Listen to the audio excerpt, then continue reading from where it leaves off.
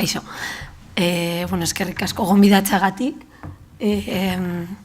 Hanek oso ondo azaldu du nor naizen eta non gauden. Eta orain ikusiko dugu gure berdintasun planaren barnean egin dugun praktika onpare bat, ez? Euskeraz egingo dut, baina igual zer erderaz ere kontatuko dizuet, igual lehenago, berak egin duen moduan, ez? Nortzu garen azalduko dizuet, vamos a ver un poco quién es Virtualware, nos vamos a sumergir, eta oso era laburrean ikusiko dugu gure enpresaren argazki bat. Hor ikusten dituzuen nire lankideak, badirudi gazteak garela, informatika arloan lan egiten dugu, teknologian, somos teknologos, eta argazki argi dago, ez? Gizonezkoak dira 175, la mayoría son hombres. Sortzen ditugu produktu eta zerbitzu teknologikoak, arlo desberdinetan, hezkuntzan, industrian, eta ere gure bezeroen gehiengoa, ere gizonezkoak dira, baina emakumeak ere badaude. Eta, berdintasunaz gain, baitugu ere beste bi lantalde berrikuntzan eta enpresa osasungarrian lan egiten dugunak. Aparte del Comité de Igualdad, tenemos otros dos grupos de innovación y de empresa saludable y donde también trabajamos de manera transversal el desarrollo de la empresa. Eta agian hori da gure enpresaren argazkia, ez? Egiten dugunaz gain, gure enpresaren kudeaketaz ere parte hartzen dugu lankideok. Gure ibilbidean, ikusten duzu hor 2002an hasi ginen lehenengo plana jorratzen, pizka bat piezak zeuden desmontatuta, orain ere hor gabiltza. Empezamos con las piezas un poco desmontadas, descolocadas, eta kanpo enpresa bati esker, orden pizka bat jarri genuen, zer nahi genuen eta zer behar genuen ikusi genuen. Hor egin genuen lehenengo plana, eta 2005an eguneratze bat egin genuen lege berriari eta behar izanei ikusita, ez? Eguneratze horretan, en esa renovación, esas piezas se volvieron a desmontar, berriro desmontatu ziren, eta bigarren ekintza batzuk lantzen hasi ginen.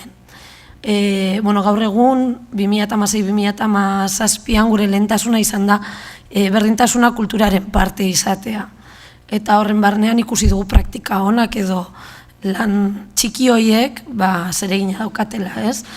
Una de nuestras prioridades es que la igualdad sea parte de nuestra cultura, igual que la empresa saludable, la innovación, y es lo que nos pedían un poco los procesos, ez? Pertsonek eskatzen zuten hori zen. Eta, aurten diagnostikoa egin dugu, eta plan berria eraikitzen ari gara. Eta hor gabiltza. Orduan, anerekin hitz egin nuen, eta esan zidan, orkestu praktika honoiek komunikazioan egin zen dituztenak, gero Euskalitekoek eman zioten beste buelta bat, eta orain orkestuko dudan horren pizka bat emaitza da, ondo dago ere kontraste hori eukitzea, lanan egiten duzuna, zuretzako gauza txikiak dira eta kanpora ateratzean, ikusten duzu garrantzia izan aldutela.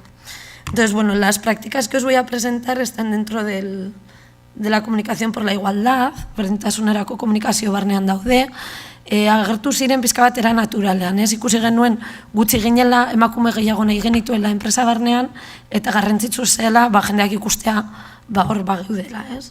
Itxaron bideoa jarko dut. Orduan hauen dagoa...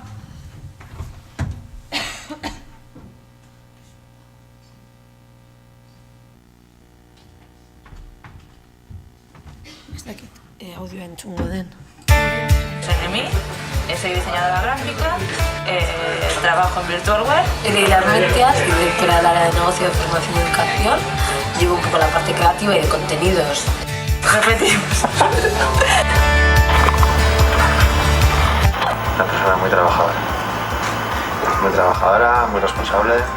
Soy Salvador Urticoechea, me encargo de la parte de desarrollo del negocio, sobre todo para la zona norte de España. Aida es la responsable de marketing de la empresa, se encarga de toda la gestión de las acciones de marketing, de notas de prensa. Yo trabajo en el departamento de marketing y comunicación. Ya para cuando yo entré ya había bastantes más chicas. Me llamo Inara Latina y yo empiezo al web desde el 2011 y trabajo en el departamento de la administración, no tengo el tema contable. Sí, ella es programadora y hace diseño. Sí, se comunica con posibles clientes que demandan hardware.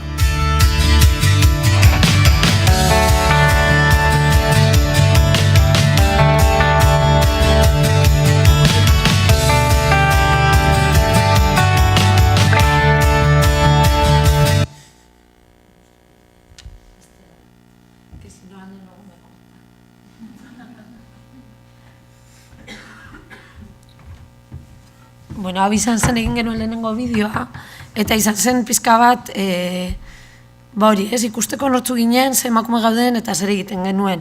Eta ikusi genuena izan zen, 600 pertsonak ikusi zutela, eta gainera ondo pasatu genuela, ez? Eta orduan gakoak, lehen esan dutena, zuzendaritzak askatasuna eman zigun, emakumeen egunetan, nahi genuen erako komunikazioa egiteko, eta guk, hartu genuen, ez? Eta horrein egiten duguna da, urtero, edo zeinek bultzatu ditzake horrelako komunikazio ekimenak, marketing arduradunak onartu egin behar du, pizka bat enpresaren komunikazio arloan jarraitzeko. Oso garrantzitsua da lankideek parte hartzea guretzako, ez bakarri pertsona batek bideratzea, ez? Es importante que estén todos implicados, involucrados, edukiak sortzen ditugu denon artean, lan apartekatzen dugu eta gero editatu eta publikatzen dugu.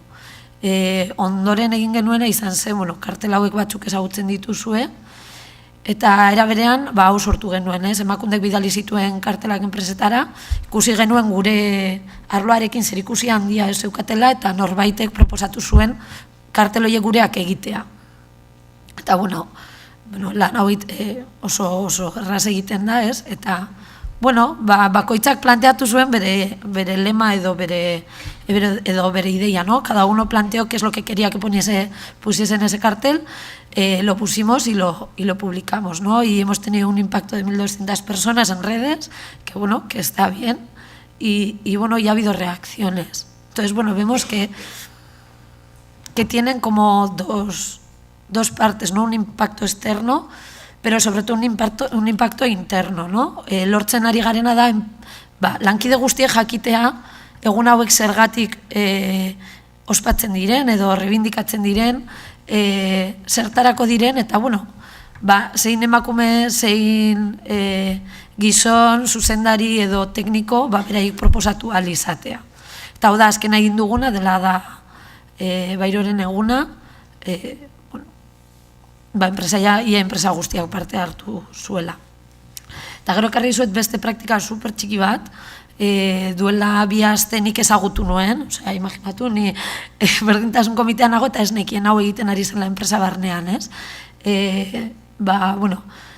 Erosketa departamentuak proposatu genien beraiek pizka bat ezagutzea hobeto norakoak ziren gure hornitzaileak, eta erabaki zutena zen hornitzaileen enpresa datuen barnean galdetzea ea berdintasun praktikak egiten zituzten edo ez, ea kontziliazio praktika zituzten edo ez, eda enpresa osasun praktika zituzten edo ez, eta proba moduan egin zuten, eta 6 edo 7 erantzun lortu ditugu, gehiengoak baiezkoak, eta ezeskoak izan diren kasuetan, galdetu digutea zergatik galdetzen dugun, eta zer den hori, ez? Eta ikusi dugu, guretzako informazio oso ona dela, baina gainera, sentsibilizazio lan bat egiten ari dela. Eta izan dela, lankide baten iniziatiba bat, orain sistematizatuko duguna, eta honez gain, gure beste bezeroekin lan egingo duguna, ez?